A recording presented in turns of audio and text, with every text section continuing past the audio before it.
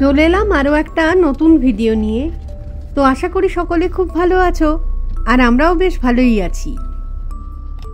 তো শিলংয়ে থাকি যেহেতু, পাহাড় তো আমাদের নিত্যসঙ্গী।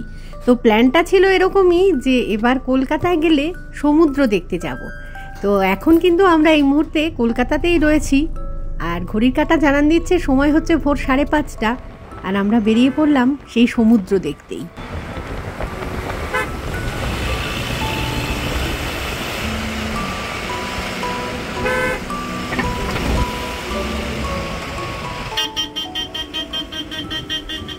কলকাতার কাছাকাছি সমুদ্র দেখব বললে কিন্তু বকখালিতেও যাওয়া যেতে পারে, তবে আমরা আজকে যাচ্ছি দীঘাতে। একটুখানি অন্যরকমভাবে যাব, ভিডিওটা দেখতে থাকো তাহলেই বুঝে যাবে। আজকে আমরা খুব সুন্দর একটা জায়গায় ঘুরতে যাচ্ছি, সেটা হচ্ছে দীঘা। বহুবার আগে গেছি, এবারও চলেছি। তো কলকাতা থেকে যাচ্ছি এখন দীঘার পথে। তো আর বোধহয় মিনিট 10 কি 5 মধ্যে চলে আসবে কোলাঘাট। তো 5:30 নাগাদ গড়িয়ার বাড়ি থেকে আর কি বেরিয়েছি। তো 7টা প্রায় বাজতে চলেছে। তো কোলাঘাট আসছে সামনে। তো কোলাঘাটের ব্রিজ এখনো ক্রস করিনি, ব্রিজটাও পড়বে, দেখাচ্ছি সবটাই। বলতে বলতেই কোলাঘাটের ব্রিজ তো চলে এলো, আর ওদিকে সূর্যেরও দেখা মিলেছে। তবে সকালের আকাশ কিন্তু আজকে কুয়াশা জড়ানো। কোলাঘাট তো পৌঁছে গেছি, এখন জলখাবারের জন্য একটা রেস্টুরেন্টে দাঁড়াতে হবে। তো এখানে না সবকটা রেস্টুরেন্ট থেকে লোকজনরা ডাকতে শুরু করে দিয়েছে যে আসুন আমাদের রেস্টুরেন্টে এসে খাবার দাবার খেয়ে যান আর কি। সেটা বেশ একটা মজার ব্যাপার হয়। তো রাস্তার পাশেই গাড়ি পার্কিংয়ের অনেকটা জায়গা আছে দেখে এরকম একটা রেস্টুরেন্টে দাঁড়ালাম আমরা। তো নামলামও গাড়ি থেকে, তবে ভাবছি কি আবার উঠে যাই, কারণ আমাকে এরকম বাইরে দাঁড়িয়ে থাকতে দেখলে সোনুবাবুরা বেশি চিৎকার করছে যেন। এই শর্টস তোরা বন্ধ করে দাও।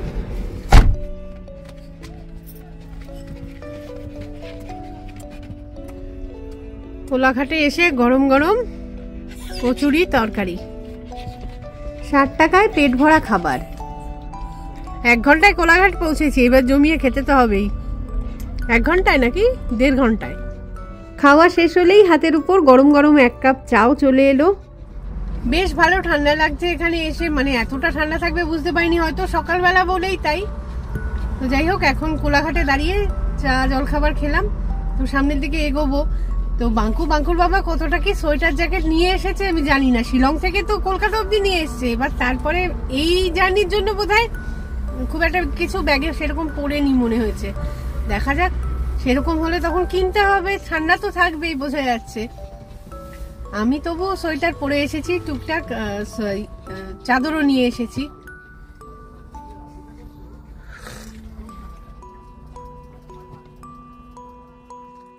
আবার আমরা রওনা দিয়ে দিয়েছি। তো যাচ্ছি এখন কাঁথির দিকে। আসলে কাঁথি থেকে দীঘা পর্যন্ত না বাঁ দিকটায় পর আর কি সি বিচ আসতে থাকে। আজকেই যেমন আমরা প্রথমে তো যাব লাল কাঁকড়া বিচ, যেটা হচ্ছে দক্ষিণ পুরুষোত্তমপুরে। তো তারপর ইচ্ছা আছে মন্দারমণি, তাজপুর, শঙ্করপুর, এরম করে আর কি দীঘা। তো যতটা হয় আর কি, গাড়ি নিয়ে এসেছি যখন সবগুলোই দেখতে ইচ্ছে করছে। মাঝের সিটে আমার বাঁ দিকে সোনু, ডান দিকে হচ্ছে ছোটকু আর বোবো, আর সামনের সিটে বাঙ্কুর বাবা গাড়ি চালাচ্ছে, বাঙ্কু পাশের সিটে বসে ঘুমোচ্ছে। একদম পিছনের সিটে বোধহয় দেখতে পাচ্ছ পিকু বসে রয়েছে। তো আর খুব একটা বেশি দূর নয় কিন্তু। আবারও একবার দাঁড়ানো হলো চা খাবার জন্য। চা ভালোই করেছি চাটা। আর এদিকে বাঙ্কু তো প্রায় ঘুমোতে পড়ে যাওয়ার উপক্রম।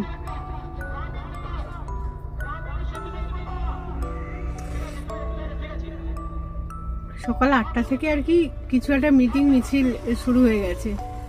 চাটাতে না কিছু একটা দিয়েছে, মানে নুন দিয়েছে মনে হচ্ছে হালকা করে।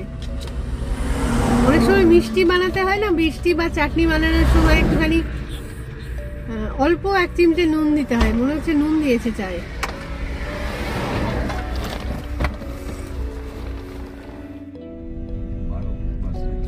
তো যাই হোক, কাঁথি থেকে আমরা একটু গ্রাম্য রাস্তা ফলো করে চলেছি এখন দক্ষিণ পুরুষোত্তমপুর, যেখানে রয়েছে লাল কাঁকড়া বিচ। তো রাস্তার পাশ দিয়ে কি সুন্দর একটা নদী বয়ে যাচ্ছে, জানি না নদীর কি নাম, তবে এটা নিশ্চয়ই সমুদ্রে গিয়েই মিশবে। দুপাশের এই গাছগুলো দেখতে খুব ভালো লাগছে, কাজু গাছ কিনা এগুলো কে জানে। এই রাস্তাগুলো আর কি সব নতুন করেছে, একদম ঝাঁ চকচকে। নদীগুলো অনেক চওড়া হয়ে গেল, হঠাৎ করে নদীগুলো চওড়া হয়ে গেল আশেপাশে।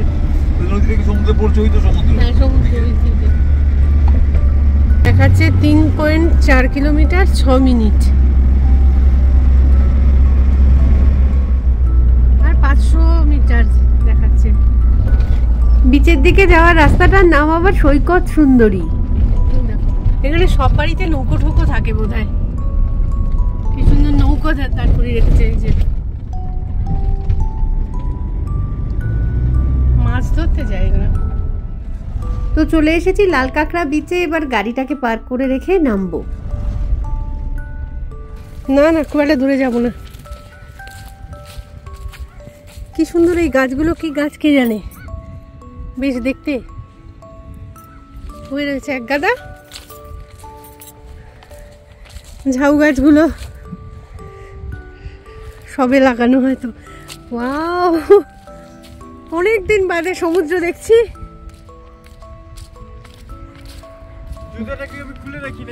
জুতো খুলে রাখো। এটাও না, তুমি এক সেকেন্ড আরেকটু এগিয়ে যাই, চল, তারপর জুতো খোল। সোনু বাবুরা গাড়িতে রয়েছে বলে ওর বাবাও গাড়ির পাশেই দাঁড়িয়ে রয়েছে। এই যে কাঁকড়ার গর্তগুলো কিন্তু চোখে পড়ছে বেশ। কি মজা যে লাগছে, সেই পাহাড় থেকে নেমে এসে এখন সমুদ্রে ঘুরে বেড়াচ্ছি। কি ঠান্ডা জল। বেশি দূর যাস না, আর যাস না রে, জামা প্যান্ট ভিজবে।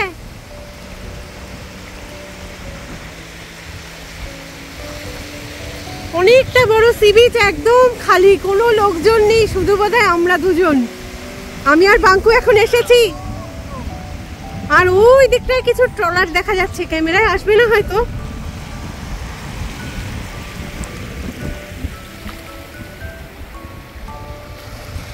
কি ভালো যে লাগছে কি বলবো, মানে দিনের শুরুটা অসাধারণ হলো আর কি। তো এই লাল কাঁকড়া বিচে টুরিস্ট তো এমনিতে কমই আসে, ভার্জিন বিচ এটা একটা, তার মধ্যে এখন আবার শীতের সকাল। বাঙ্কুর তো প্ল্যান ছিল সমুদ্রে স্নান করবে, কিন্তু সেটা বোধহয় হবে না।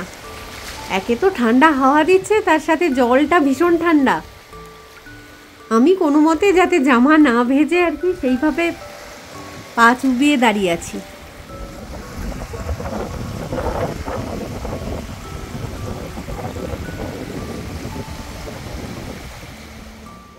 সমুদ্রটা অনেকটা পিছিয়ে রয়েছে, তো লোকজনও সেরকম কিছু দেখছি না। দুজনকে আমি দেখতে পাচ্ছি, সে অনেক দূরে, আর ট্রলার গুলো রয়েছে মাছ ধরার।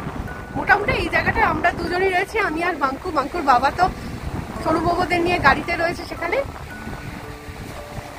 তো খুব সুন্দর লাগছে জায়গাটা, তবে হাওয়া একটা চরম, সমুদ্রের হাওয়া, কনকনে ঠান্ডা হাওয়া একটা। শীতকালে তো হবে এই জিনিসটা, প্রচুর ঝিনুক ঝিনুক পড়ে আছে।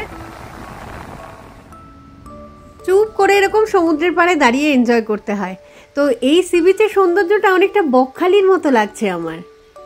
বাঙ্কু তো স্নান করবে বলে সব মানে ব্যবস্থা করে এসেছিল, গামছা টাওয়েল সব নিয়ে, কিন্তু স্নানের কন্ডিশন নয় এখন, খুব ঠান্ডা। এত ঠান্ডা জল গায়ে লাগানো যাবে না। সনুবাবুদের একটুখানি গাড়ি থেকে বের করে এই কাছাকাছি আনতে পারলে ভীষণ ভালো লাগতো। দাঁড়া, ওদেরকে একবার নিয়ে আসি, তার আগে একটুখানি ঝিনুক কুড়িয়ে নিই। কি সুন্দর সুন্দর এই বালির মধ্যে ঝিনুক সব পড়ে রয়েছে, টুকটুক করে তুলতে থাকি আর কি। আরও কতগুলো বিচে যাবো ভেবেছি আজকে, অথচ দেখো এই বিচটাতেই কত সময় লাগিয়ে দিচ্ছি, কিন্তু এখনও লাল কাঁকড়া কিন্তু দেখতে পাইনি। দেখি আর একটু সামনের দিকে গেলে যদি দেখতে পাওয়া যায়।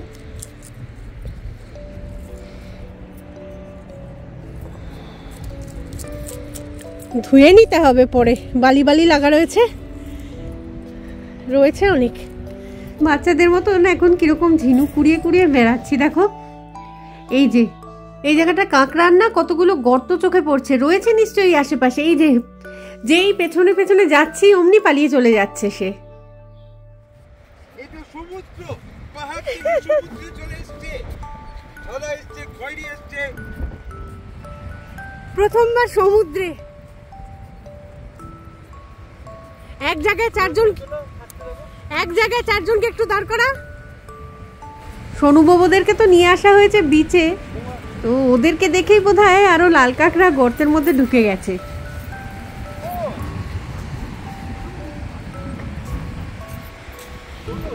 দাঁড়া রে বাবা, আটকে গেছি তো পুরো।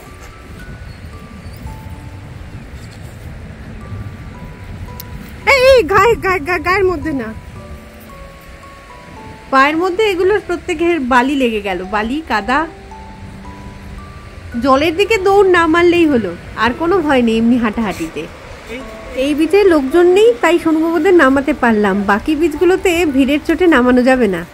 আস্তে আস্তে আস্তে আস্তে চল দেখি কি।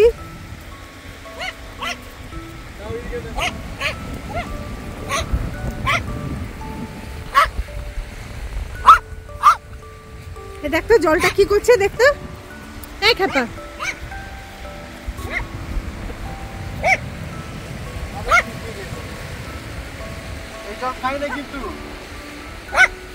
হ্যাঁ, এগুলো নোনা জল খায় না।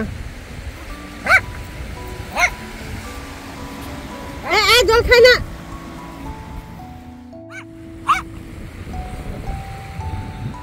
ভালো আছে।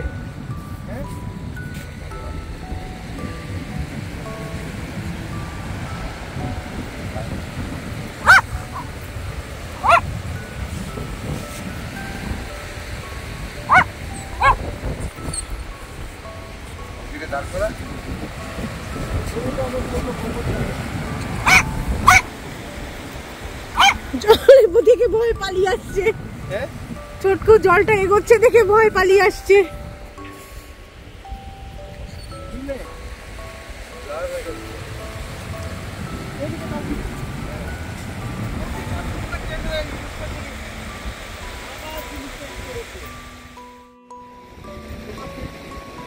সবকটাকে নিয়ে এসেছি এখন গাড়ি থেকে। এই বিচের মধ্যে জলগুলো এগিয়ে এগিয়ে আসছে, ওরা ভয়ে দৌড় মারছে উল্টো দিকে।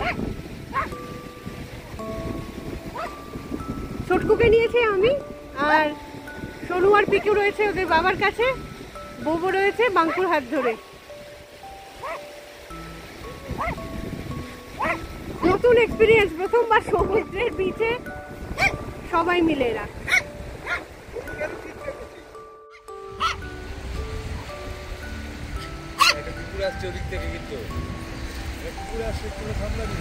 কুকুর আসছে, আর ওদিকে যাস না। চলো আমরা একটুখানি হাঁটি হাঁটি করি, দেখি তো একটাও কাঁকড়া নেই কেন। ডেকে বের কর গর্ত থেকে। যাও বেরিয়েছিল, তোদের ভয় ঢুকে গেছে, ওদেরকে আবার টেনে বের কর দেখি।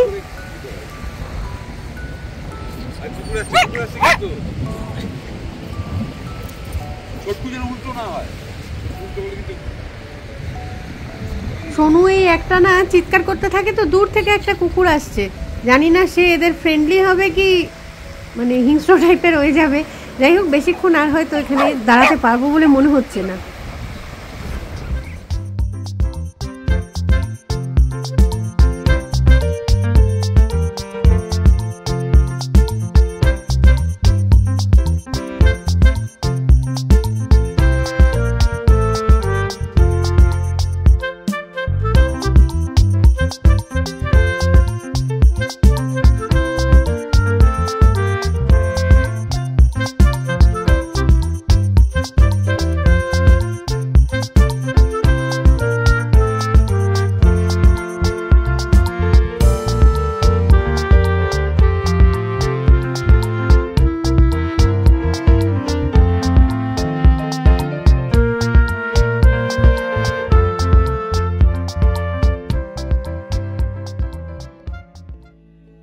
চলো তাহলে এবারে আমরা আস্তে আস্তে গাড়িতে উঠে গিয়ে বসি এবং পরবর্তী গন্তব্যের দিকে রওনা দিই।